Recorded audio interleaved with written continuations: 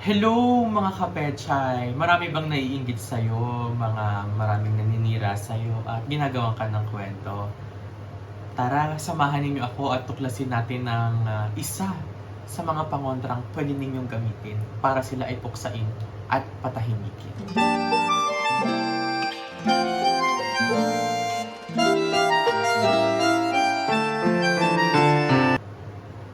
Ngayon mga kapetsa, ipapakita ko sa inyo ang isa sa mga lihim na pangontra ko. Pero ngayon ay ipapakita ko na sa inyo para hindi lamang ako ang matanggalan ng mga marites sa buhay, bagos ay kayo na rin. Kaya ito mga kapetsa, ipinapakita ko sa inyo ang tinatawag natin na sleepers, no? Parang talaga namang akala mo talaga anong tawag, pero sleepers lang yan.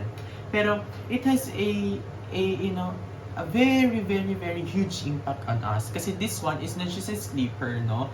This one, ito yung ginagamit kapag meron kang mga kaaway, meron kang what they call that, hindi ka sunduan, mga naninira sa'yo, chinichismis ka. Ito po yung tinatawag natin na tasuyan. Yan, no? May nakasulat dyan, mga kapechay. Shuyan. Sometimes shuyan, it means to keep bad people or keep petty people away. So when we translate kasi yung petty people, yan yung mga kontrapelo, kontrabida sa buhay mo. So if you have this one, yung shuyan, it means to shoo them away, parang alisin mo sila sa buhay mo. And then, kunwari, sobrang grabe na talaga yung ginagawa sa'yo, talagang sirang-sira na yung pangalan mo, maski hindi ka naman dapat ginaganon, or inaabuso ka, mga boss na hindi nagpasweldo ng tama, asawang hindi tumitino, anak matigas ulo, o kaya mga kaibigan mo, ginagawan ka ng kwento, mga kasama mo, mga sinisiraan ka, kapitbahay mo, chinichismis ka, sulat mo yung pangalan nila sa papel, no? Any paper will do as long as clean, and hindi naman kailangan bond paper, no need for that. All you need is just a small piece of paper. If you know their name, mas maganda, no? You put their name, kunwari, ano ba pangalan? Amparo. Yan. Amparo Batumbakal, no?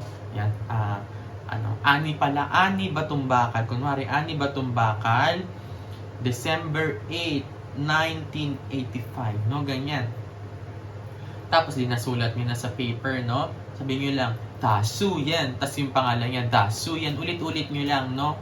Basta, mga 7 times, no? Dasu yan. Pangalan, Ani Batumbakal, Dasu yan.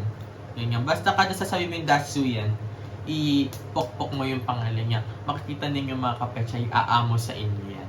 No, ito talaga tested and proven ko na. So if you want, no, just message me on my Facebook page 88 Lucky Items, and then this one is available po.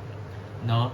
Ayan, no? Ito ang tawag. Basta pag binessage nyo ako, syempre mahirap pronounce, Dasu yan. Mahirap pronounce. Sabihin nyo lang yung sleepers para sa mga chismosa. No, alam ko na yan. Ito, tuktok mo talaga sa apog nila yan kapag hindi pa natigil, ano? Or kaya mas better if you have the screenshot, no? Para mas madali natin ma-identify, no? This one you can put sa inyong bag, no? Kasi of course, kapag tayo po ay nasa labas, hindi natin sigurado anong klaseng tao makakasalamuhan natin. Kaya this one is very good sa bag, no? And then pag sa bahay, iwan nyo may kalaban kayo, no? Tuktok nyo yung kanilang mga pangalan, sabihin nyo, Dasu yan, Dasu yan, Dasu yan, Dasu yan. Makita ninyo mawawala talaga sa buhay ninyo, no? So if you're interested, just kindly please PM me on my Facebook page, 88 Lucky Items. Maraming salamat po. Sisieni. Bye-bye mga kapechay!